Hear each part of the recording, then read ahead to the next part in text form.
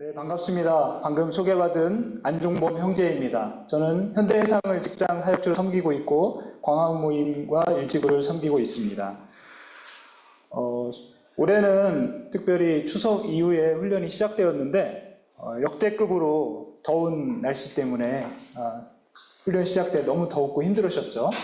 그리고 이제 짧은 가을을 이제 거의 마무리하고 있는데 우리가 가을을 결실의 계절이라고 합니다. 정말 여러분들 훈련을 받는다는 탁월한 선택을 하셨고 땀 흘리는 농부와 같이 열심히 또 표대를 향하여 달려가는 경주자와 같이 지금까지 열심히 해오셨는데 정말 귀한 선택과 또 순종과 노력을 해오신 여러분들의 그 경주를 응원하고 정말 잘하셨다라고 한 번 더 말씀을 드립니다. 남은 기간 훈련 정말 유종의 미를 거둘 수 있는 훈련이 될 수 있도록 좀 더 힘써 주시고 혹시라도 지금까지 좀 부족했다 하시는 분은 기여를 한 단계 더 올려주시면 될 것 같습니다.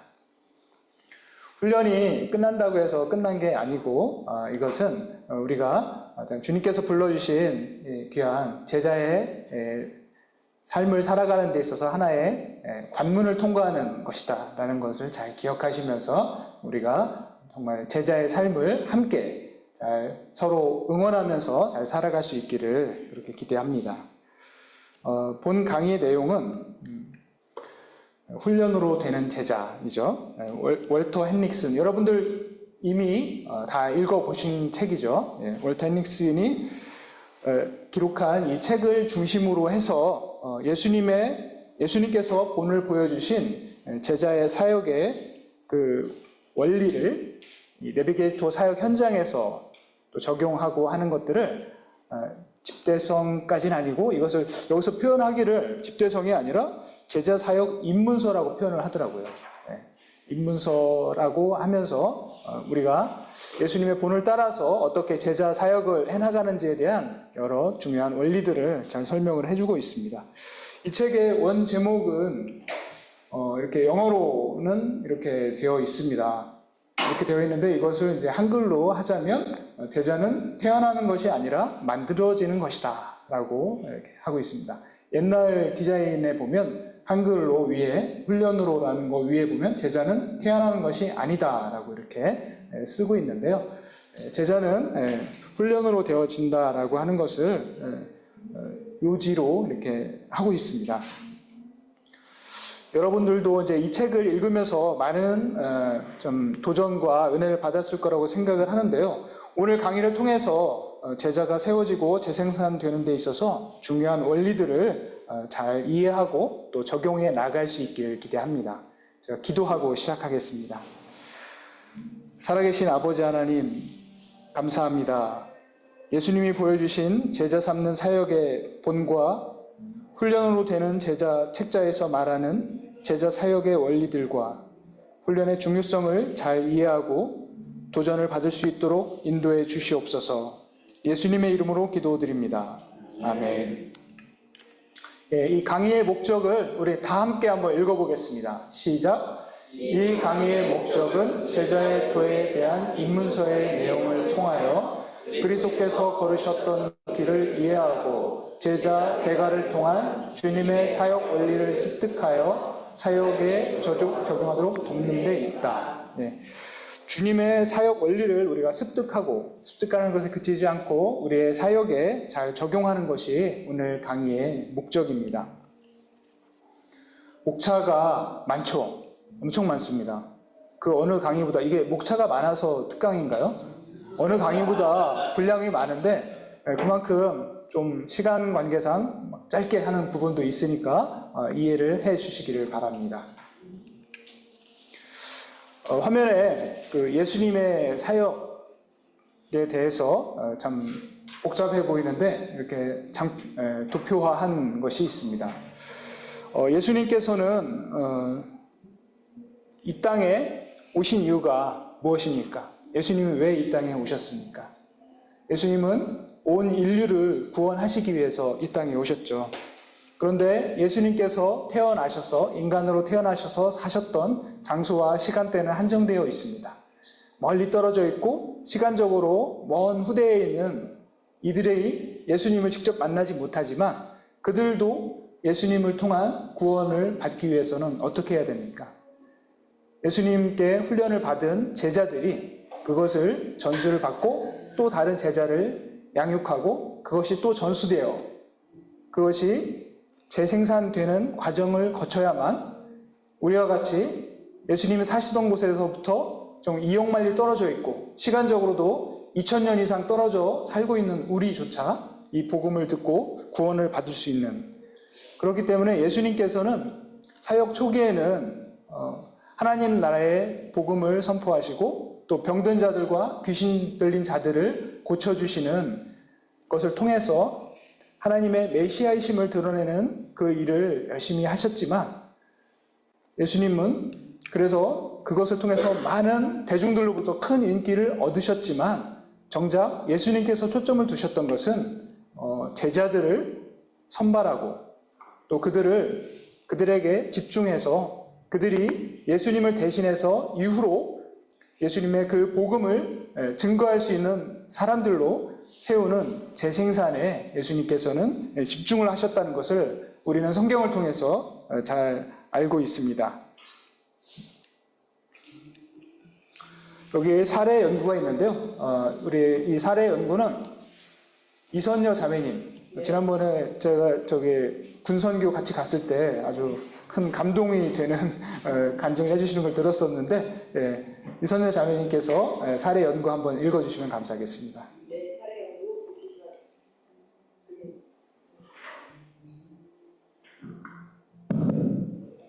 연구 뷰티션 훈련생의 고민에 대한 사례 연구입니다. 인쇄 출판업에 오랫동안 종사해온 정 과장은 직장 상황이 여의치 않아 훈련받기를 미뤄오다 드디어 올해 뷰티션 훈련을 받기로 결단하였다. 시작은 열정적이었고 매우 흥미로웠으며 기대감으로 가득했다. 그러나 훈련 중반이 지날 무렵 회사는 너무 바빠졌고 중요한 계약 추진을 앞두고 직원들까지 예민해지면서 토요일 훈련에 집중하기가 어려워졌다. 게다가 그간 개인적으로 아킬레스건과 같은 문제였던 아내와의 감정적 불화까지 더해지면서 훈련에 집중하기가 어렵고 밀리는 과제까지 스트레스가 고조되었다. 정 과장은 자신이 지금 훈련을 제대로 받고 있는지 혼란스러웠고 훈련을 왜 받고 있는지가 의문스러워졌다. 정 과장의 모습을 보면서 당신은 어떤 생각이 듭니까? 네, 감사합니다. 너무 아나운서 같이 읽어주시니까 너무 좋네요. 귀에 착착 들어옵니다. 네. 자, 이 사례를 들으면서 이 얘기 꼭 내 얘기 같다 하시는 분 혹시 계신가요? 한번 손 들어 보십시오. 내 얘기를 하고 있는 것 같아요 라고 하는 분. 되게 많네요. 야, 성함이 한 분 한 분 진짜 어떤 어려움이 있으셨는지 이렇게 다 들어보고 싶은데 시간 관계상 다음에 기회 있을 때 말씀하실 수 있는 기회를 드리기로 하고 시간 관계상 진짜 그런 어려움이 여러분이 계신데 어려움이 있으셨는데도 불구하고 그 어려움 속에서 이 훈련에 집중하시고 또 순종하심으로 이렇게 훈련을 현재까지 계속 하고 계신 분 참 얼마나 귀합니까? 아까 번쩍번쩍 손 드셨던 분들 여러 분 계신데 이분들께 우리가 응원과 격려의 박수 같이 하겠습니다.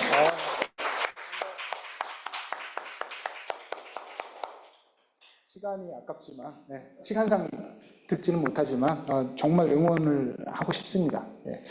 여러분들께서 이런 정과장 같은 이런 문제 그리고 여러분들이 직접 경험한 그 어려움들이 있지만 그 어려움들 속에 어려움에 굴복하지 않고 주님께 의지하고 계속 견디기를 하면서 하다 보면 정말 중요한 순간이 오고 역전의 시간, 주님께서 상황을 역전시키시고 변곡점을 주시는 그 시간이 온다는 것을 저도 훈련을 받으면서 느꼈습니다.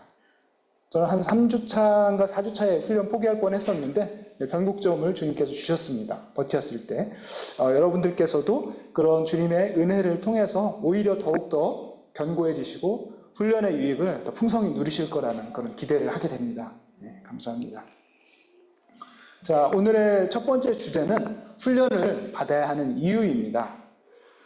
먼저 한번 우리가 생각을 해봅시다. 나는 왜 이 훈련에 지원을 했는가?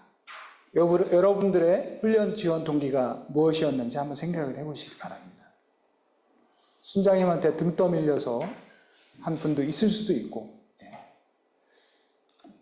그러면 훈련을 이제 어느 정도 받은 현재, 훈련을 받고 한참 진행 중인 현재는 어떻습니까?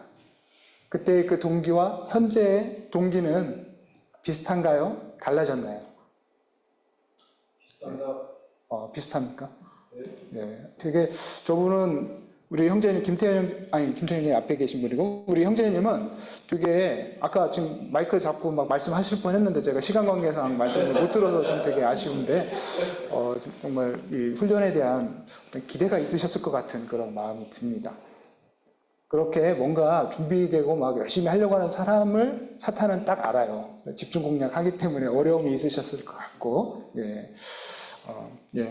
우리가 훈련을 받아야 하는 이유, 이것이 정말 등 떠밀려서 하는 것이 아니라 내가 훈련을 받아야 하는 그것을 스스로 우리가 느끼고 하는 것이 너무나 중요한 겁니다.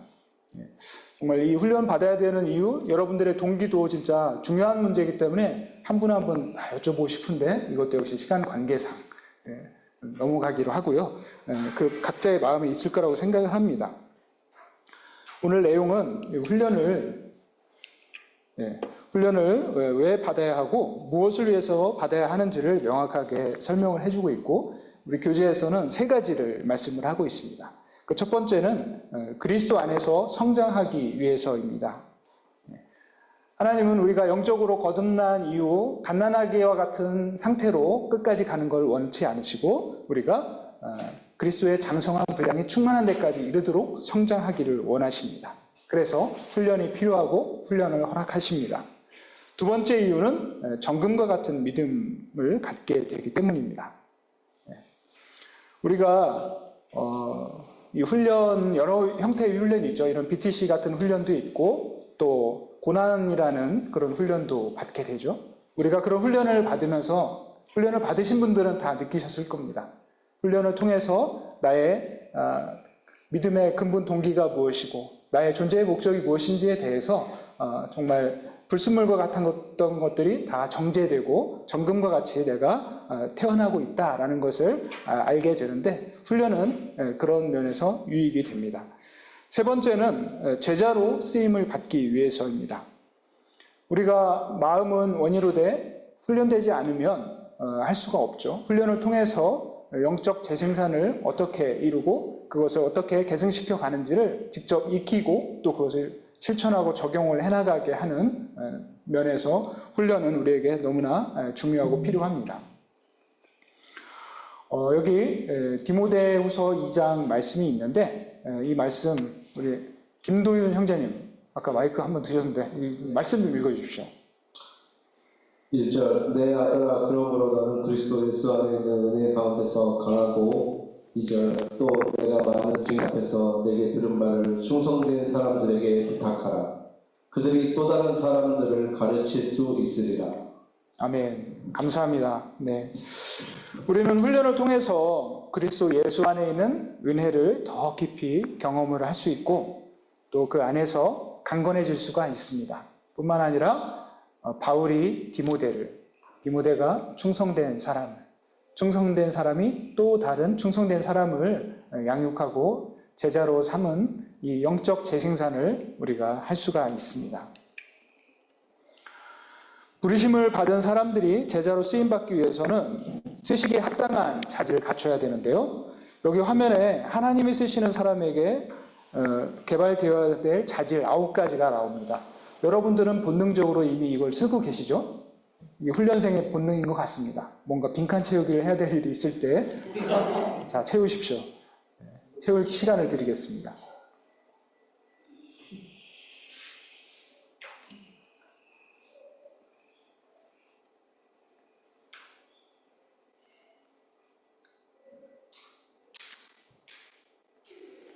네, 다 채우신 것 같습니다. 예.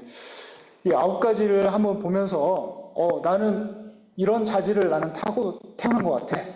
이런 분 혹시 계신가요? 진짜 만약에 있다면 이번에는 진짜 인터뷰를 해야 되는데 없는 것 같습니다. 만약에 있다라고 하면 하산하시라고 할 뻔했는데 없는 것 같습니다. 예. 이 책의 제목처럼 이런 제자는 태어나는 것이 아니라 만들어지는 것이고 훈련되어지는 것, 너무나 당연한 것 같습니다. 9가지 중에서 첫 번째가 무엇입니까? 첫 번째는 하나님이 제시하신 삶의 목표를 자신의 목표로 받아들이는 사람입니다. 아까 임동섭 형제님 간증해 주실 때 너희는 먼저 그의 나라와 그의 의를 구하라. 그러면 이 모든 것을 너희에게 더하시리라. 그 말씀을 해주셨죠. 우리가 무엇을 먹을까, 무엇을 입을까, 이 먹고 사는 문제 너무나 중요한 문제죠. 인생에서 너무나 중요한 문제이기 때문에 많은 사람들이 거기에 매달리게 되고, 또 어떤 사람들은 이것에서 자유로워지기를 참 갈구하기 때문에 경제적 자유, 웰빙, 파이어족, 여러 가지 많은 추구를 합니다. 무엇을 먹고 마실까가 참 중요한 문제이지만 그런 것들보다 먼저 하나님의 나라와 의를 구하는 것이 삶의 목표가 되고, 그것을 최우선순위에 두고 사는 삶을 살기 위해서 우리가 제자로서 훈련을 받을 때 우리의 인생의 목표가 달라지고 우리의 삶이 달라지는 것이죠. 우리가 훈련받을 때뿐만 아니라 평생의 삶 속에서 실질적이고 구체적으로 그런 삶을 살아가는 제자가 될 수가 있습니다. 두 번째는 우리 김태현 형제님 마이크 없이 그냥 읽어주십시오. 주님을 위하여 어떤 값이라도 기꺼이 치르는 사람. 너는 그리스도 예수. 네, 제목만 읽으시면 됩니다. 감사합니다. 거의 마이크 된 것 같은 소리로 훌륭하십니다. 네. 우리가 이제 디모데후서에는 이제 병사로 복무하는 자 이야기가 나옵니다. 그리스도 예수의 좋은 병사로 사는 자, 자기 것을 주장하지 않고 자신의 시간과 물질과 생명까지도 기꺼이 주님을 위해 드리고 기꺼이 대가를 지불하는 사람, 그런 사람을 하나님께서는 즐거이 또 요긴하게 사용하실 수가 있습니다. 세 번째는 하나님의 말씀을 사랑하는 사람입니다. 우리가 말씀에 관해서 많은 성경 구절을 암송하기도 하고 많이 붙잡고 살죠. 주의 말씀은 내 발의 등이요 내 길의 빛이니이다. 주의 말씀이 송이꿀보다 더 답니다. 이런 말씀을 합니다. 저는 말씀에 관해서 참 귀하게 여기는 사랑하는 말씀이 요한복음 14장 21절입니다. 현재 개역 개정은 나의 계명을 지키는 자라야 이렇게 시작을 하는데, 기존 개역 한글 버전에서는 나의 계명을 가지고 지키는 자라야 라고 말씀하고 있습니다. 가지고라는 말이 들어갔을 때 느낌이 달라집니다. 하나님께서 내게 주시는 그 말씀을 내가 내 안에, 내 삶에 가지고 나에게 주시는 레마의 말씀을 붙잡고 내가 살아갈 때 말씀이 나의 삶에 정말 빛이 되고 길이 되는 걸 우리가 많이 경험을 하죠. 그 말씀이 얼마나 참 좋고 달고 오묘한지 우리가 느끼며 살아가는 그런 삶을 살 수 있는 것은 우리가 훈련을 통해서 가능합니다.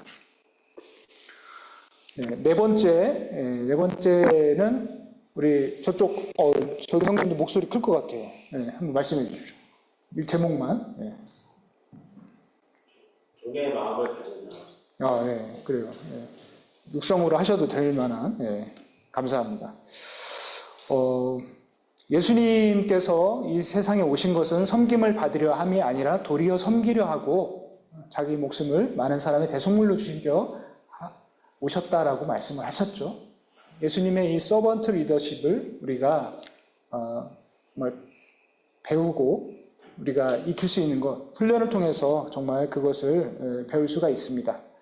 우리가 리더가 된다는 것은 지위가 높아지는 것이 아니라 섬김의 영역이 넓어진다는 것을 우리는 알고 있습니다. 예수님의 리더십을 우리가 배우면서 종의 마음을 품는 것, 훈련을 통해서 우리가 익힐 수가 있습니다. 다섯 번째는 육체를 신뢰하지 않는 사람입니다. 사도 바울, 참 인간적으로 내세울 것이 참 많은 그런 스펙을 가진 사람이었죠. 근데 그는 그 모든 것들을 다 배설물로 여긴다고 했습니다.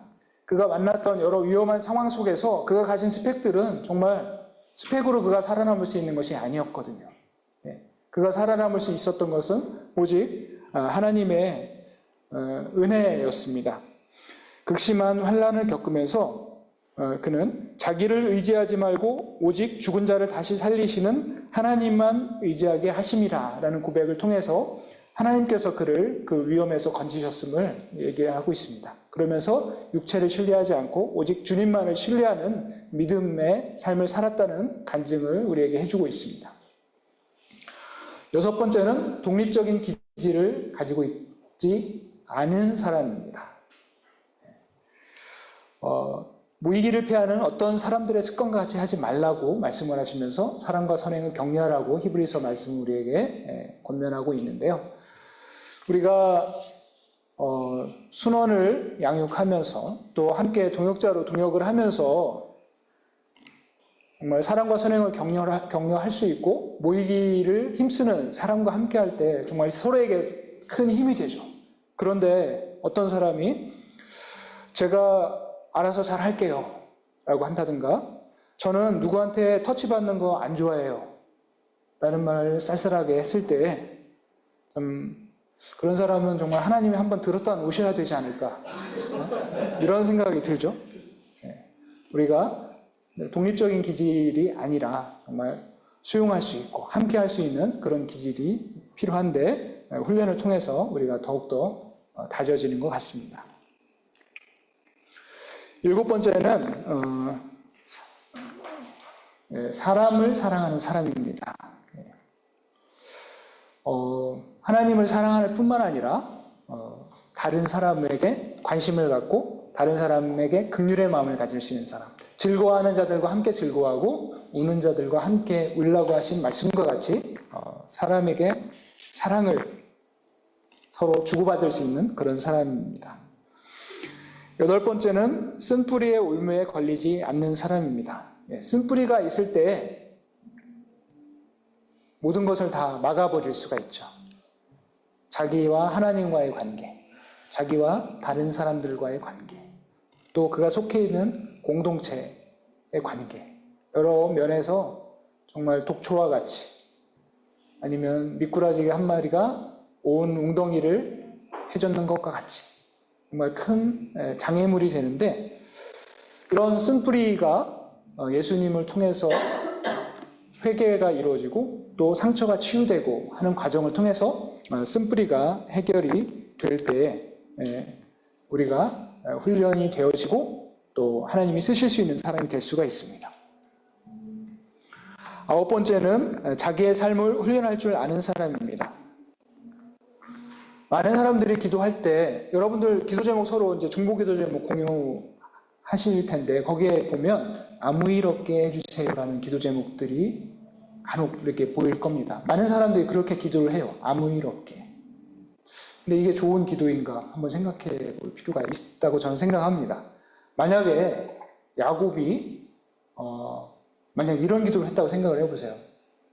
하나님, 우리 요셉이가 어려서부터 채색옷 입고 자란 귀한 애인데 세겜까지 가는 동안 아무 일 없게 해주시고 그 사이 형들 만나고 무탈이 돌아올 수 있게 눈동자와 같이 지켜주세요 라고 만약에 했다고 기도를 했다고 한번 가정을 해보십시오.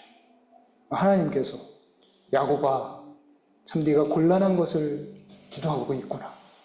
지금 요셉이는 팔려가야 되는데 여기서 안 팔려가면 창세기가 더 길어질 텐데 우리가 통독하기 더 힘들어지죠. 아무 일 없이 라고 하는 거를 우리가 살다 보면 자기도 모르게 그리고 본능적으로 그렇게 기도하는 수가 있는데 하나님께서는 합력하여 선을 이루시는 분으로 아무 일 없는 것이 아니라 아무 일을 통해서 그 고통과 그 어려움을 통해서 역사하시는 경우가 너무나 많다는 것을 성경이 보여주고 있습니다. 요셉이 정말 너무나 좀 억울하고 극심한 고통을 겪었죠. 근데 그때 하나님은 아무 일 없게 하는 것이나 그 고통을 겪고 있는 요셉과 함께 하셨습니다. 그가 억울할 때, 고통스러울 때 하나님께서 그와 함께 하심으로 그가 형통한 자가 되었다라고 말씀을 하십니다. 합력하여 선을 이루시는 하나님은 고난을 통하여 한 사람을 견고하고 크게 하시고 또 그것을 통해서 그가 애굽의 강대국인 애굽의 위기를 타개해 나가는 큰 역할을 하게 하시고 또 그를 팔았던 형들을 용서하고 야곱 가족이 애굽으로 내려가서 하나님께서 큰 민족을 이루시고 모세를 통해서 출애굽을 하게 하시는 그 기틀을 마련하게 하셨습니다. 하나님의 역사는 이와 같이 아무 일 없는 것이 아니라 고난과 역경을 허락하시고 그 가운데 함께 하시는 것을 통해서 형통하게 하시고 우리에게 역사하신다는 것을 우리가 기억을 하고 우리의 기도가 하나님의 뜻대로 되기를 구하는 그런 기도가 되면 좋겠습니다.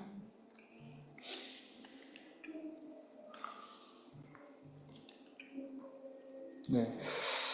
주님의 제자로 세워지기 위해서 훈련이 필요하다는 것을 우리가 이제 9가지를 살펴봤는데요. 이어서 훈련에 임하는 자세를 훈련 대상자의 입장과 훈련자의 입장에서 각각 한번 살펴보도록 하겠습니다. 먼저는 훈련 대상자의 입장에서 살펴보도록 하겠습니다. 첫 번째는 기꺼이 훈련을 받을 수 있어야 합니다. 훈련은 당연하게 육체적으로 정신적으로 힘들 수밖에 없죠.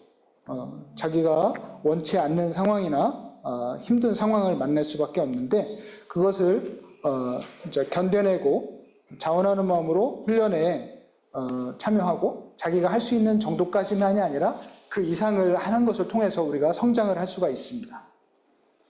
두 번째는 훈련에 최우선을 두고 삶의 영역을 가지치기 해야 합니다. 훈련을 받을 때 이것저것 하고 싶은 거 해야 할 거 참 많이 더 생깁니다. 오히려 그죠? 야 너는 이번에 김장 담그는데 왜 안 와? 야 우리 같이 단풍 구경 가는데 왜 너만 빠지려고 해? 같이 가야지. 뭐 여러 가지 또 자기가 좋아하고 원하는 것들 많이들 포기하셔야만 하잖아요. 그죠? 우리가 하고 싶은 거 다 하고 훈련 받는다는 것은 불가능합니다. 선택과 집중이 필요합니다. 병사가 자기 생활에 얽매이지 않는 것과 같이 우리가 훈련에 우선순위를 드리고 집중을 해야만 그 유익을 맛볼 수가 있는 것입니다. 세 번째는 부지런함과 성실함으로 훈련에 임해야 한다고 합니다. 대충대충 해서는 우리가 제대로 빚어질 수가 없습니다. 대충대충 해가지고 올림픽 금메달을 땄다는 이야기를 들어보신 적이 있으십니까? 안세영 선수를 저는 참 되게 좋아하는데요.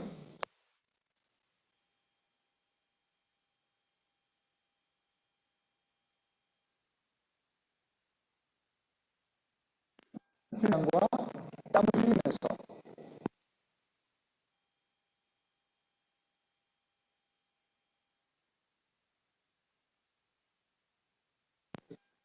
생각할 때 정말 땀을 닦을 겨를 없이 너무 열심히 하면서 그냥 땀을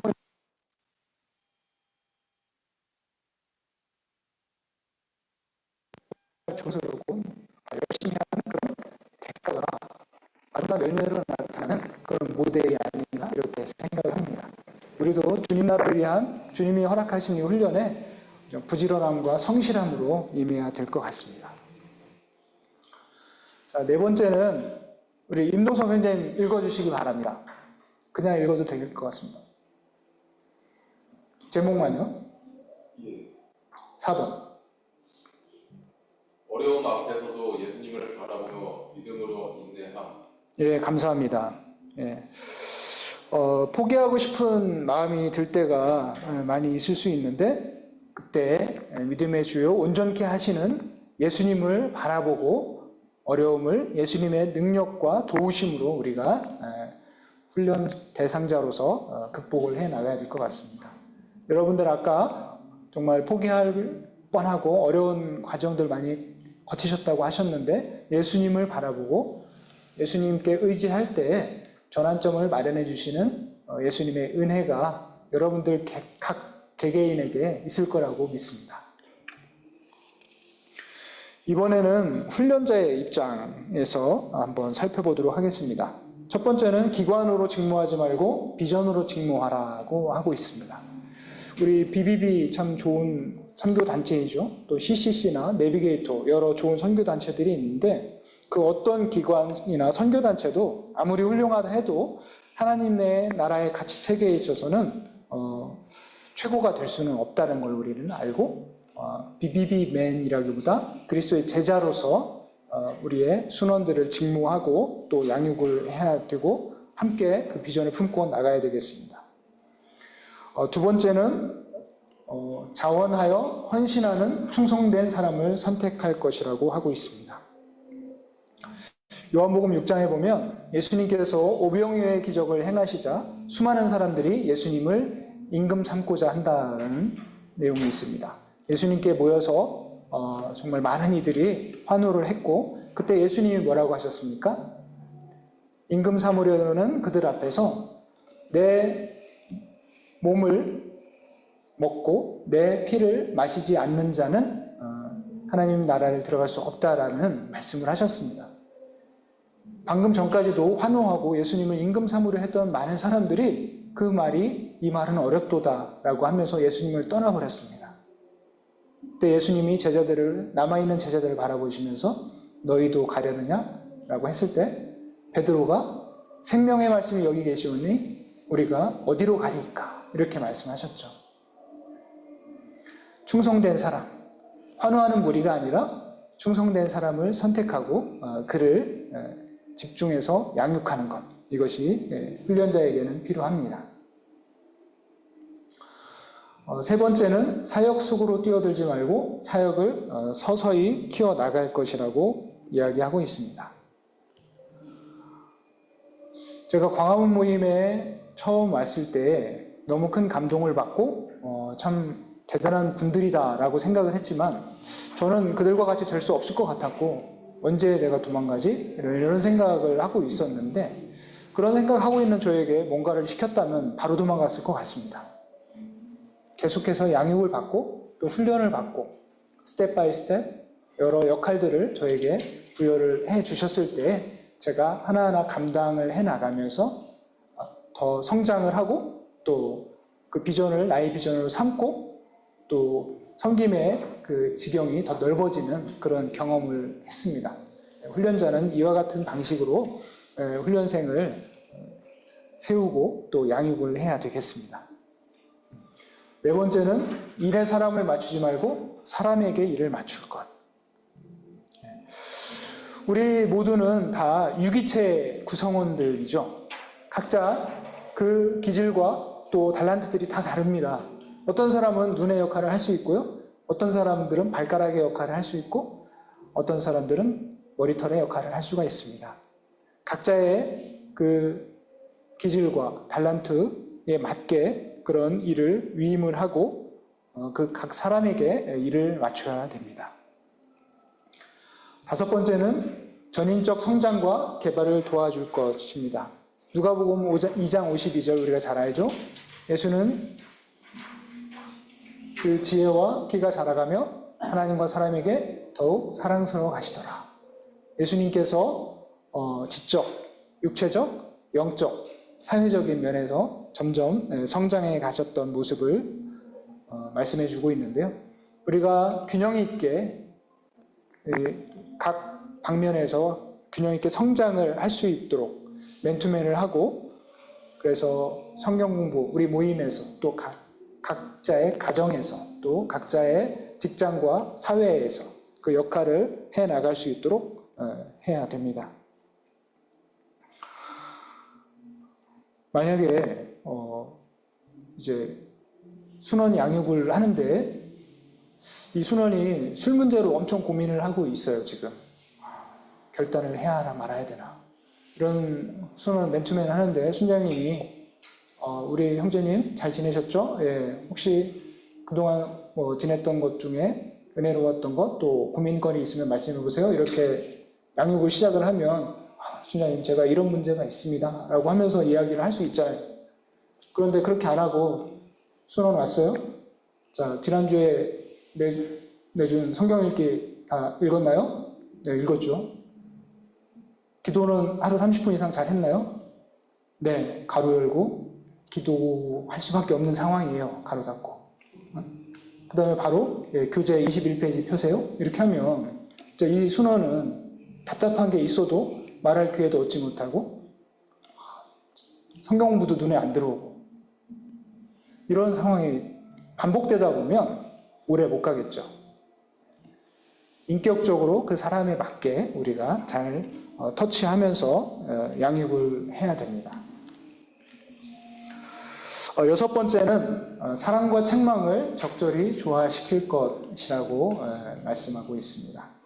여기 말씀 두 번째 중에 보면 면책은 숨은 사랑보다 나으니라 라는 잠언 말씀이 있는데 면책이라는 말이 뭔 말인지 잘 이해가 되시나요? 저는 면책 되게 많이 써요. 보험회사 다녀가지고 보상하지 않는 손해를 면책이라고 하거든요. 여기는 이 면책은 면전에서 책망한다는 의미의 면책입니다. 순원이 잘못하는 것이 있을 수 있죠, 당연히. 그런 순원에 대해서 뒷담화를 한다거나 아니면 버럭 화를 낸다거나 그러는 것이 아니라 그냥 아니면 묵혀두고 있다가 한 방에 날리는 것이 아니라 정말 잘못이 있는 그 부분에 대해서 정말 다정하게 얼굴을 대면해서 이런 부분에 대해서 부드러운 책망을 통해서 그가 돌이킬 수 있는 기회를 주는 것, 이런 것이 필요합니다. 일곱 번째는 그의 종이 되어 섬길 것입니다. 예수님의 본을 따라야겠죠. 예수님이라면 이럴 때 어떻게 하실까? 예수님은 이 순원을 향해서 어떤 마음을 가지고 계실까 하는 그 마음을 가지고 우리가 섬겨야 되겠습니다. 여덟 번째는 자신과 같은 사람을 재생산하게 된다는 사실을 명심할 것입니다. 순원은 순장을 닮아가게 됩니다. 저도 순장님과 오랫동안 교제하고 양육을 받으면서 보니까 많은 부분에 있어서 순장님을 닮아가고 있는 저 자신을 발견할 수가 있었거든요. 순원이 순장을 닮아갈 때 좋은 것만 닮아갈까요? 안 좋은 건 더 빨리 닮아갈 수도 있습니다. 그렇기 때문에 우리가 순원에게 좋은 본을 보이고 또 좋은 것이 닮아질 수 있도록 또 안 좋은 것은 피해갈 수 있고 내가 고칠 수 있도록 그렇게 우리가 해야 되겠습니다. 두 장. 우리가 제자로 살아간다라고 했을 때 우리의 삶에 제자의 삶에 있어서 빼놓을 수 없는 것은 바로 대가 지불입니다. 제자의 삶에 필연적으로 따라온다고 해도 과언이 아닙니다. 제자가 치러야 할 대가에 대해서 세 가지를 말씀을 하고 있는데요. 첫 번째는 제자는 주님의 뜻에 지속적으로 순종하고 손해를 감수해야 한다고 말씀하고 있습니다. 마태복음 6장 33절 아까 말씀했죠. 예. 우리가 먼저 하나님의 나라와 의를 구하며 제자로 살아가고자 할 때 세상은 우리를 그냥 내버려 두지를 않습니다. 세상적인 그리스도인은 마귀는 그런 사람은 준아군으로 쳐서 그냥 내버려 둡니다.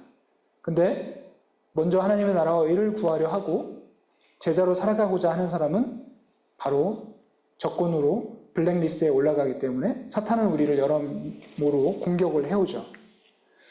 이런 여러모로 오는 공격에 우리가 지속적으로 대응하고 살아남기 위해서 우리가 주님의 말씀에 순종하고 손해를 감수하고 대가를 지불하는 그런 결단을 해야 됩니다.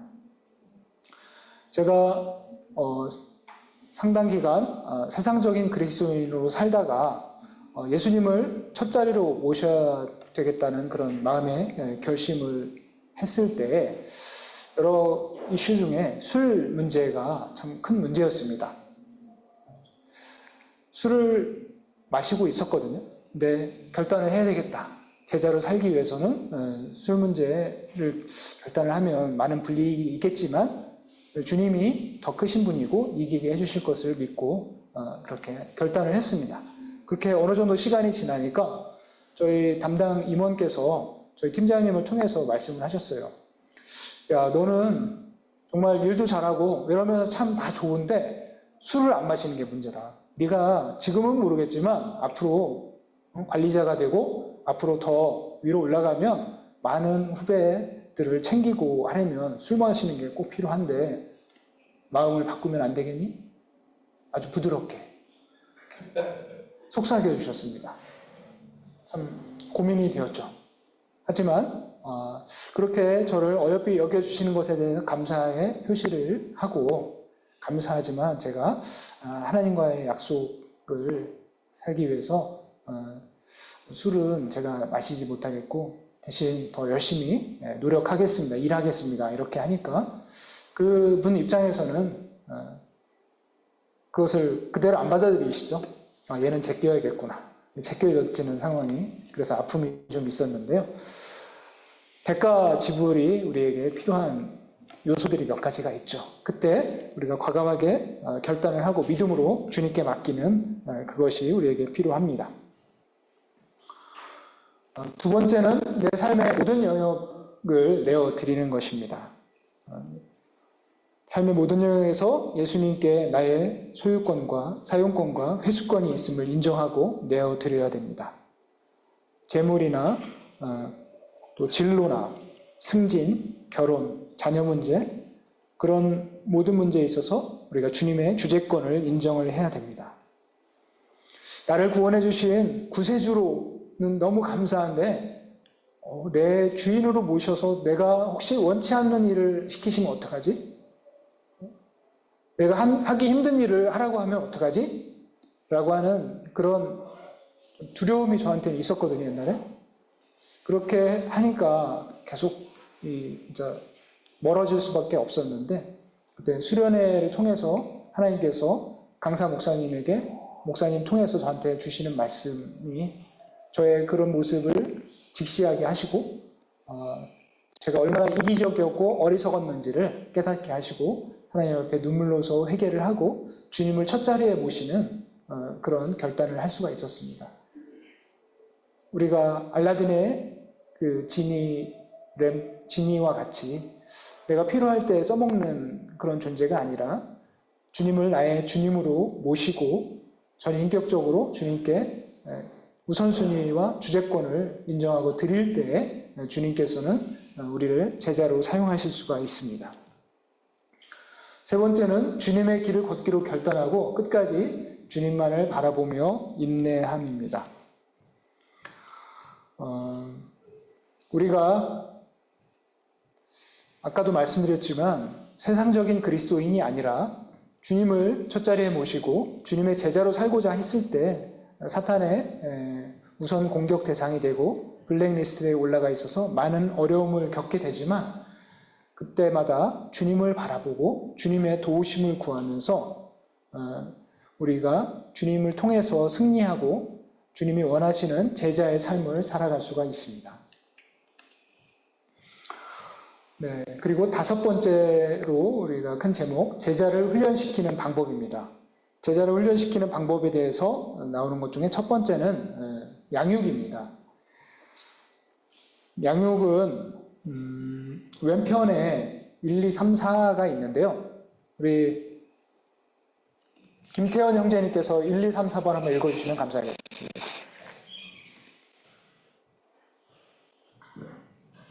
1. 적절한 관심과 보호 조치를 취하고 문제 영역을 다루어 줄 것. 2. 충분한 영양을 공급할 것. 3. 사랑과 친절을 베풀 것. 4. 용납의 분위기를 만들어 줄 것. 네, 감사합니다. 목소리가 너무 좋으시네요. 네, 감사합니다. 네, 안경을 벗고 읽으셔야 되는군요. 네. 첫 번째, 적절한 관심과 보호 조치. 이게 엄청 중요합니다. 제가 대학교 1학년 때 예수님을 처음 믿었는데, 예수님을 믿고 났더니 하숙집 생활을 하고 있었는데, 하숙집 동료들과 더 친해지고 하숙집 동료들이 하는 당구와 포커에 더 깊이 빠지게 되었습니다. 전보다 더 깊이. 이런 일이. 그러면서 막 마음에 갈등이 많았습니다. 내가 계속 이런 거 이렇게 집중하고 진짜 예수님 믿는 사람 맞나? 이런 생각이 들기도 하고 여러 어려움이 있었습니다. 심적으로 많이 어려웠죠. 이것도 아니고 저것도 아닌 방황하는 그런 시간 속에서 힘들어하던 차에 창세기 아카데미라는 게 있었고요. 창세기 12장 아브라함을 부르시는 하나님에 관한 말씀이 있었습니다. 그 말씀을 통해서 저는 제 자신의 상황을 정말 타계하지 않으면 안 되겠다라는 생각을 했습니다. 아브라함과 같이 너는 너의 본토 친척 하수집을 떠나 너의 그 순장님이 우거하는 하수집으로 옮겨서 거기서 함께 거하면서 양육을 받고 성장을 하라는 그 하나님의 말씀에 순종해서 갈대아 우르를 떠나서 그렇게 순장님 밑에서 성장을 할 수가 있었습니다. 우리가 정말 아름다운 영혼을 섬기려 할 때 그 영혼을 가만 놔두지 않는 사탄이 정말 괴계로서 유혹이나 또는 핍박이나 고난이나 여러 가지로 공격을 할 때 순장으로서 그를 잘 보호하고 그가 성장할 수 있도록 돕는 것 너무나 소중합니다. 두 번째는 충분한 영양 공급이죠. 이 영양은 육체의 영양이 아니라 영의 영양이겠죠. 우리가 말씀을 스스로 섭취하고 말씀을 통해 성장하는 수 있도록 도와주는 것 너무나 소중합니다. 요즘 유튜브를 통해서 너무나 참 훌륭한 말씀들 쉽게 우리가 접합니다. 그런 것에 익숙해지다 보니까 남들이 떠먹여주는 맛있는 음식 먹는 거에 익숙해지고 자기가 스스로 묵상하고 스스로 연구하는 것을 소홀히 할 수가 있습니다. 거기서 만족 얻고 그걸로 나는 충분히 했어 라고 생각할 수가 있습니다. 심지어 큐티를 방송을 통해서 해주는 게 많이 있잖아요. 그걸로 하는 분들이 많이 있어요. 그렇게 하는 것이 아니라 내가 스스로 고민하고 묵상하고 또 하나님께 기도하면서 하나님이 주시는 그 영감을 얻고 또 그것을 삶에 적용하는 그런 것들을 꾸준하게 할 수 있도록 도와주는 것. 그렇게 영양을 스스로 섭취할 수 있도록 도와주는 것이 필요합니다. 세 번째, 사랑과 친절. 서로 포용하고 용납하는 분위기. 너무나 소중합니다. 우리가 앞에서 리더 입장에서 많은 공동체 지체들을 향해서 세게 얘기할 수가 있습니다. 하지만 앞에서 이야기하는 게 아니라 1대1로 맨투맨을 할 때는 또 부드럽게 그에 맞게 이렇게 하는 그런 사랑과 포용의 그런 태도가 중요한데 저희 순장님을 통해서 제가 그런 걸 많이 경험을 하면서 성장을 할 수가 있었습니다. 네, 이어서 베이직 라이프입니다. 베이직 라이프 여러분 이거 잘 아시죠? 이 수레바퀴 예화. 네, 우리 그 중심에 그리스도 우리 주님을 중심에 모시고 우리 주님으로부터 오는 말씀과 우리 주님께로 향하는 우리의 모든 기도의 내용과 또 믿는 그리스도인과의 교제와 믿지 않는 이들을 향한 증거의 이 네 살이 균형을 잘 이루고 또 이것을 둘러싸고 있는 태와 같이 우리가 모든 것에 있어서 순종을 하는 그런 삶을 우리가 살아가야 되는데 우리가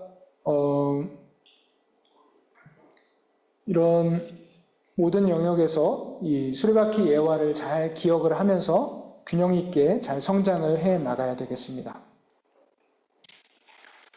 자, 수레바퀴의 4살, 기도와 말씀과 전도와 교제 4가지가 있는데 우리 교제에도 각각에 대해서 기도의 경우 언제, 얼마나 기도하십니까? 기도의 스타일은 간구입니까? 찬양입니까? 감사입니까? 고백입니까? 기도의 내용을 적습니까? 이런 것들을 체크해주고 있죠. 네, 우리가 이런 것들 점검을 할 수 있죠. 우리 스스로의 기도에 대해서 점검을 하고 그렇게 따라갈 수가 있고 그리고 말씀의 경우에 말씀의 그 5가지 손가락 그 비유 알고 계시나요? 말씀에서? 네.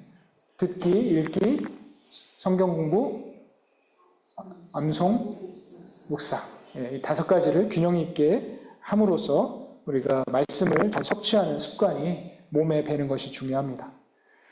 그리고 전도, 여러분들이 훈련을 통해서 여러 가지 경험한 것들 중에 참 귀하게 더더욱 가깝게 느끼실 수 있을 거라고 생각되는 게 전도라고 생각을 합니다. 아까 형제님도 말씀하셨지만 전도를 하면서 수많은 거절을 당하고 많은 어려움을 겪었죠.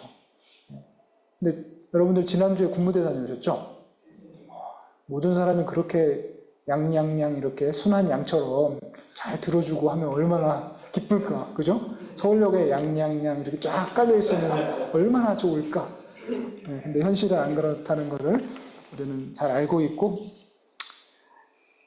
일이 속에서도 우리가 잘 일희일비하지 않고 잘 견디고 잘 해야 되겠습니다. 교제는 순장과 순원이 친밀하게 맨투맨을 하고, 또 우리 모임에 있는 다른 지체들과 또 좋은 교제를 나누고, 속해 있는 교회에서, 가정에서, 또 직장에서 믿는 이들과 함께 다양한 교제를 우리가 폭넓게 해나가야 되겠습니다.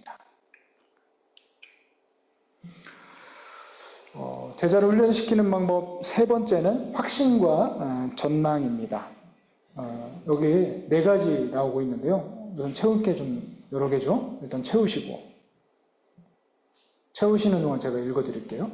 방법보다는 원리를 강조할 것, 기술보다 사람들의 필요에 초점을 맞출 것, 외적 변화보다 사고방식의 변화를 도울 것, 지식보다 하나님을 신뢰하는 법을 가르칠 것. 4가지를 이야기하고 있습니다. 이 4가지의 특징은 우리가 보다 근본적인 것에 집중을 하고 또 초점을 맞추고, 그 다음에 스스로 지속할 수 있도록 도와주어야 한다는 것입니다. 그리고 4번째, 은사와 부르심입니다. 각자에게 다양한 은사가 있습니다. 다양한 은사가 있기 때문에 그 사람에게 맞는 것을 우리가 할 수 있도록 해야 됩니다. 너는 내 순원이니까 나하고만 교제를 해야 돼 라고 하는 것이 아니라, 다른 사람들과도 어울리도록 해주고, 또 그 사람이 잘할 수 있는 것을 할 수 있는 기회를 주고, 또 그가 관심을 가지고 할 수 있는 것을 찾아주고 함께 그것에 집중할 수 있도록 도와주는 것, 이것이 필요합니다. 그 다음에 6번째로, 큰 제목 6번째로 승법번식의 원리입니다. 승법번식의 원리, 우리가 여러분들이 그 지상명령의 순종과 제자훈련의 목표라는 강의를 이미 들으셨죠? 거기서 승법번식의 중요성에 대해서 이미 배우셨을 것입니다. 코로나 팬데믹을 지나면서 많은 교회들이 교인 수가 줄어들고 문을 닫는 교회가 많이 있었는데, 그 이유는 그 안에 있는 많은 교인들이 훈련되지 않았던 사람들이 너무 많기 때문에 어려움이 닥쳤을 때 떠나버리는 일들이 많았습니다. 승법번식은 시간은 오래 걸리는 것 같지만 집중하고 그를 제대로 양육을 했을 때 어려운 환경이 와도, 또는 유혹이 되는 환경이 와도 떠나지 않고 자리를 굳건히 지키면서 주님이 맡기신 사명을 잘 감당할 수가 있습니다. 여러분들이 BTC 1단계, 2단계, 3단계, 4단계 이렇게 훈련을 거치면서 또 이 승법 번식에 참여하고 영적 재생산을 이룰 수가 있습니다.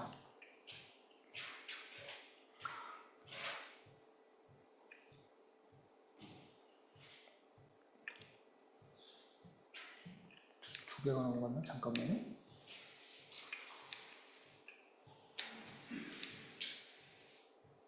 예.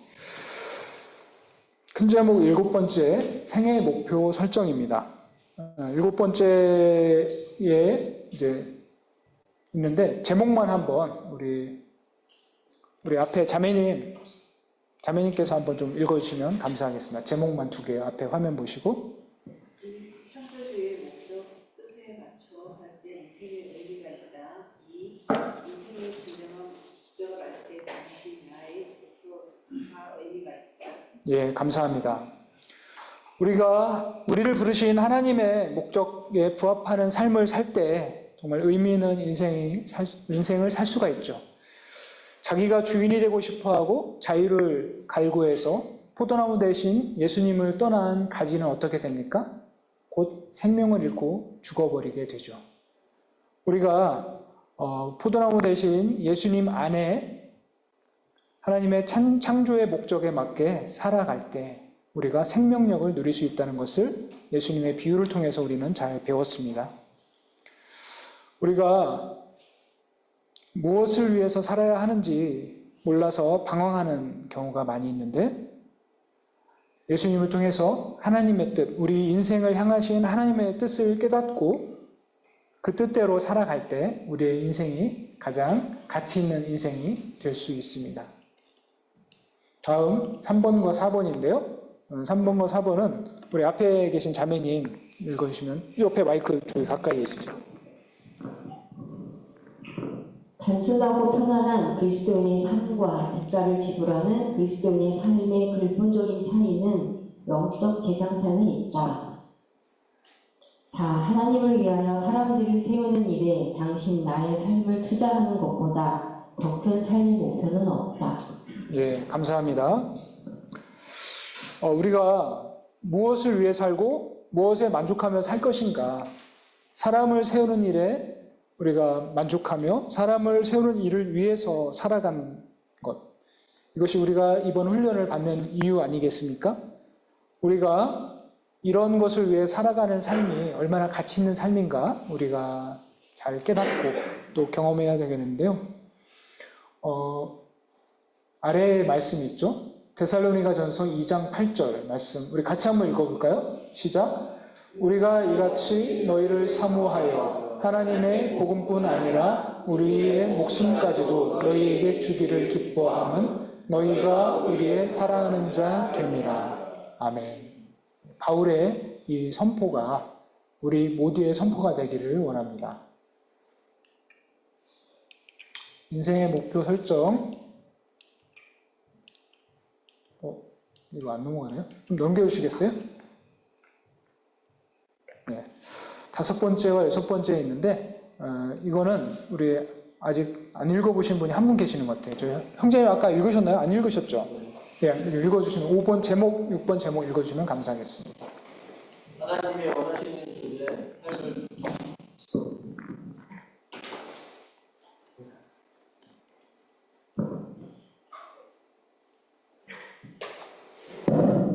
네, 됐습니다. 하나님이 원하시는 일에 삶을 드릴 때 모든 것을 채우신다.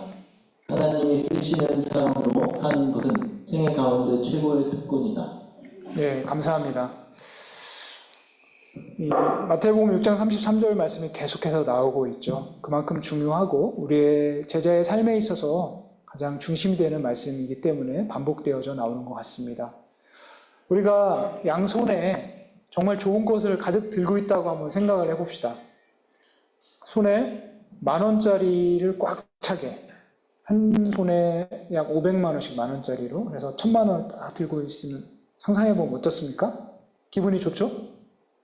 예, 기분이 좋은데 이거 들고 있는데 좋은데 이거보다 훨씬 좋은 거 10억 상당의 뭔가를 주려고 하는데 누가 주려고 하는데 이거를 내가 놓치기 싫다고 이걸 꽉 잡은 상태에서 그 10억 상당의 것을 막 이런 식으로 막 이렇게 잡으려고 하면 불안정해서 이거 10억짜리 놓칠 수밖에 없잖아요. 그 10억짜리 받기 위해서는 내 손에 있는 거 다 버려야지 제대로 꽉 잡을 수가 있겠죠. 마찬가지로 우리의 삶에서 우리가 나쁜 것과 좋은 것 사이에 선택하는 건 참 쉬운데 좋은 것과 더 좋은 것 사이에서 선택하는 것은 어렵죠. 좋은 것을 우리가 내려놓고 버리지 않으면 더 좋은 것, 가장 좋은 것을 우리가 받을 수 없다는 사실을 기억을 하면서 하나님께 나의 삶을 드리면 하나님께서 가장 좋은 것으로 채우신다는 것을 우리가 잘 기억을 해야 되겠습니다. 우리가 내려놓아야 되는 것에는 좋은 것들도 있고요. 또 우리의 자아라든지 염려라든지 고집이라든지 여러 가지 것들이 있습니다. 하나님의 쓰시는 사람의 최고의 특권에 이 베드로전서 2장 9절 우리가 누구인가를 말씀해주는 말씀이 있습니다. 이 말씀 같이 한번 읽어보겠습니다. 시작! 그러나 너희는 택하신 족속이요 왕같은 제사장들이요 거룩한 나라요 그의 소유가 된 백성이니 이는 너희를 어두운 데서 불러내어 그의 귀한 빛에 들어가게 하시니에 아름다운 덕을 선포하게 하려 하십니다. 아멘. 우리에게 주신 최고의 특권을 우리가 받았다는 것에 얼마나 감사를 하고 있고 또 이것을 귀하게 여기고 있습니까? 우리가 귀하게 여기고 이 직분을 잘 감당을 해나가야 되겠습니다. 마지막으로 넘겨주시면 감사하겠습니다. 적용점 찾기입니다. 우리가 오늘 강의를 통해서 새롭게 깨달은 것, 또 개인적으로 적용할 부분이 무엇인지에 대해서 개인적으로 한번 정리를 해보신 다음에 조별로 서로 나눌 때 그것을 통해서 더 이것이 강화되고 제대로 익혀지고 또 삶에 적용되는 그런 시간을 가질 수 있기를 바랍니다.